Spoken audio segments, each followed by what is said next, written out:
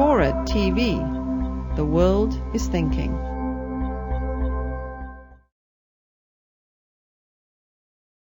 Capitalizing on the skill set of the desire to play video games and the expert video gaming ability that has been reported.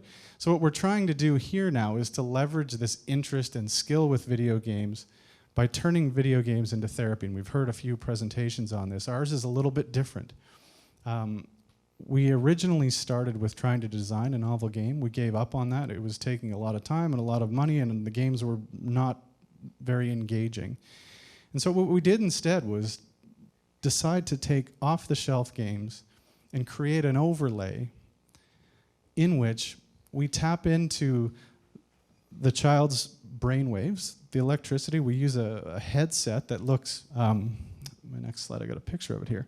This is not one of the kids from our program, but this is actually one of the guys who did the programming for us. They wear these headsets and they track the electrical activity of certain regions of your brain. And so we make a decision ahead of time is we're going to follow certain areas of the brain, perhaps areas of the brain that are responsible for arousal. And so we are monitoring these areas of the brain while the kid is playing the game. And when the brain starts to get active in these areas and they go outside the range that we want to see them, something happens. And that something is the visual presentation of the game begins to decay. So I'll show you what it looks like.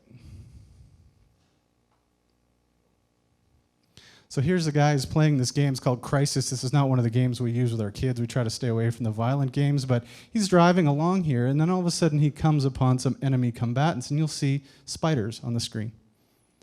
Those spiders are a direct reflection of the arousal state of his brain.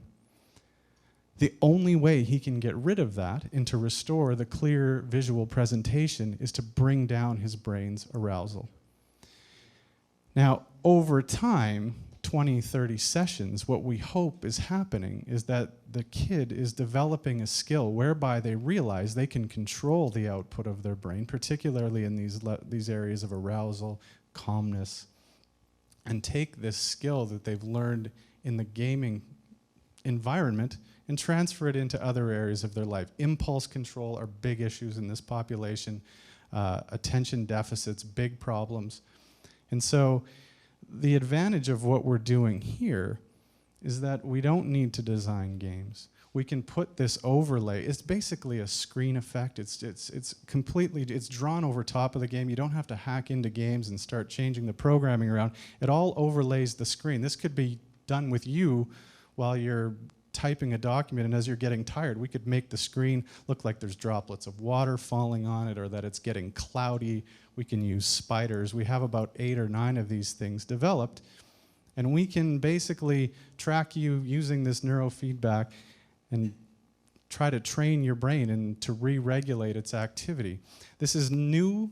There is no data on this in the FASD world. There is some positive data in autism spectrum and in kids with ADHD that, in fact, neurofeedback is an effective method of therapy.